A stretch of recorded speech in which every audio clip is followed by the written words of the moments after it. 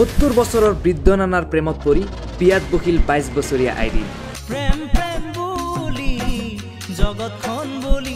ককা নাতিৰ সম্পৰ্কক অধিক মজবুত কৰি বিবাহ পাশত আবদ্ধ হ'ল 70 বছৰীয়া শৰীফুল আৰু 22 বছৰীয়া আইৰিন।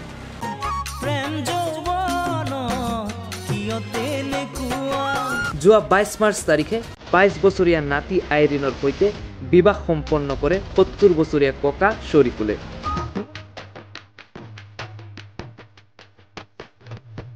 বৃদ্ধ বয়সতো যৌৱনে আমনি কৰা ককা শৰীফুল এতিয়া আনন্দত আত্মহাৰা।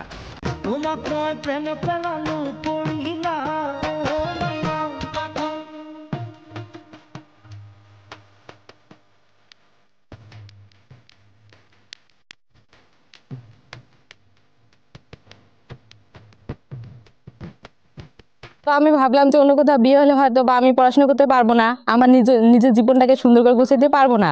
এই জন্য আমি ভাবলাম যে যদি বিয়ে করাই লাগে তাহলে আমি আমার নানাকে বিয়ে করি। কিছুদিন ধৰি সামাজিক মাধ্যমত ভাইৰেল হৈছে এই ঘটনা। অনুসন্ধান কৰি জনা গৈছে আইৰিনৰ পৰিয়ালৰ আৰ্থিক অৱস্থা উন্নত নহয়। ৪ৰ্থ শ্ৰেণীৰ পৰা আইৰিনৰ শিক্ষাৰ ব্যয় বহন কৰি আহিছে বৃদ্ধ শৰীফুল ইছলামে।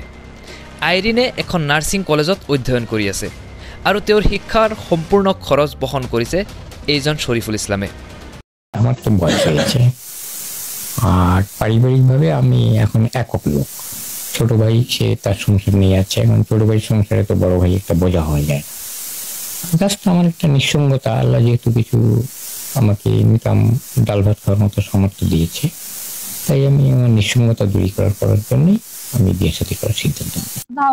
বিয়ে হলে আর একটা কথা আছে, আমার জীবনটা 10 জন মেয়ের মতো সহজ না। আমার জীবনটা, আমি যে এখানে আসছি অনেক পরিশ্রম করে এখানে আসছি। তো আমি ভাবলাম যে অন্য কোথাও বিয়ে হলে হয়তো বা আমি পড়াশোনা করতে পারবো না, আমার নিজের জীবনটাকে সুন্দর করে গুছাইতে পারবো না। এই জন্য আমি ভাবলাম যে যদি বিয়ে করাই লাগে তাহলে আমি আমার নানাকে বিয়ে করি।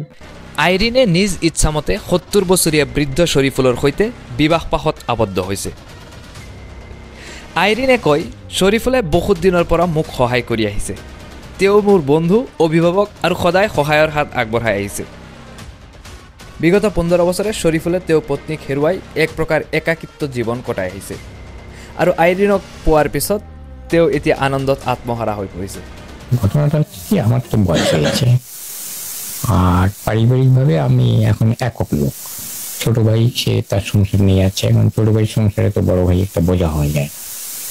জাস্ট আমার একটা নিঃসঙ্গতা, আল্লাহ যেহেতু কিছু আমাকে ইনকাম ডাল ভাত খাওয়ার মতো সামর্থ্য দিয়েছে, তাই আমি আমার নিঃসঙ্গতা দূরীকরণ করার জন্যই আমি বিয়ে সাথী করার সিদ্ধান্ত। শৰীফুল ইছলামৰ মতে আইৰিন মোৰ বাবে নাতি সদৃশ আছিল। তেওঁ মোক নানা বুলি মাতিছিল। হঠাতে তেওঁ বিবাহৰ প্ৰস্তাৱ দিলে, য'ত মই আচৰিত হৈ পৰোঁ। কিছুদিন ভাবিবলৈ লৈছিলোঁ, কিন্তু তেওঁৰ নিজৰ সিদ্ধান্তত অটল আছিল আৰু মই বাধ্য হৈ বিবাহ কৰালোঁ। আমাৰ বাবে দোৱা কৰক যাতে আমি সুখেৰে জীৱন কটাব পাৰোঁ। সামাজিক মাধ্যমত এই বিবাহক লৈ বহুতে বহু মত ব্যক্ত কৰিছে। আপোনাৰ এই সন্দৰ্ভত কি মতামত? কমেণ্টত জনাওক।